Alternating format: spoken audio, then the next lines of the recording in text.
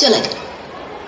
পাগল ছেলে একটা, প্রতিদিন কত কষ্ট করে সময় চুরি করে আমাকে রক্ত করবি এনে দেয়। কতবার করে বললো আমাকে জায়গাটা চিনিয়ে দে, দিলে না। বলে ওই গাছটা আমার একটা মাত্র গোপন কথার মতো, বিশু তোমাকে গান শোনায়, সেটাও নিজের গান। আর এখন থেকে আমি তোমাকে ফুল জোগাবো, সেটা আমার নিজের ফুল। বলেই ছুট। আর আছেন অধ্যাপক, আমাকে দেখে কেন যে ওনার এত বিস্ময় আমি বুঝি না।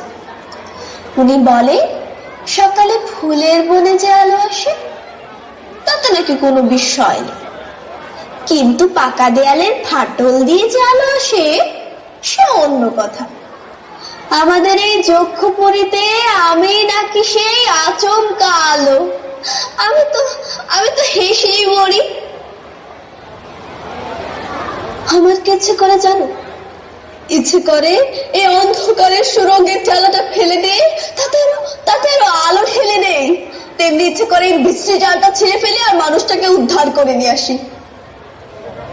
পৌষদের ডাক দিয়েছে আয় রে চলে আয় আয় আয়, পৌষদের ডাক দিয়েছে আয় রে চলে আয় আয় আয়, ডালা যে তার ভরেছে আজ পাকা ফসলে মরি আয় আয় আয়, ডালা যে তার ভরেছে আজ পাকা ফসলে মরি। আচ্ছা রাজা, একটা কথা বলো তো, তোমার ওই সোনার পিণ্ড কি ওই হাতের আশ্চর্য স্পর্শে সাড়া দেয়, যেমনি সাড়া দিতে পারে ধানের ক্ষেত?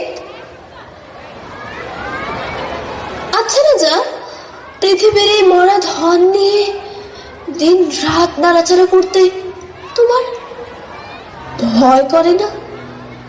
পৃথিবী তার আপনার প্রাণের ধন আপনি খুশি হয়ে দেয়, কিন্তু যখন তার মুখ চিরে মরা হাড়গুলোকে ঐশ্বর্য বলে ছিনিয়ে নিয়ে আসো, তখন তার সঙ্গে কারা রাক্ষসীর অভিশাপ পাদো নিয়ে আসো।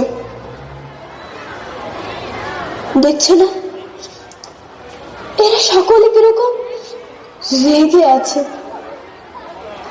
আর তারা হলে সন্দেহ করছে, তারা হলে ভয় পাচ্ছে।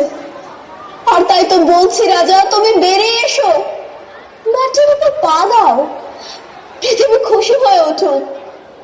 হ্যাঁ রাজা, তুমি বেরিয়ে এসো, তুমি বেরিয়ে এসো।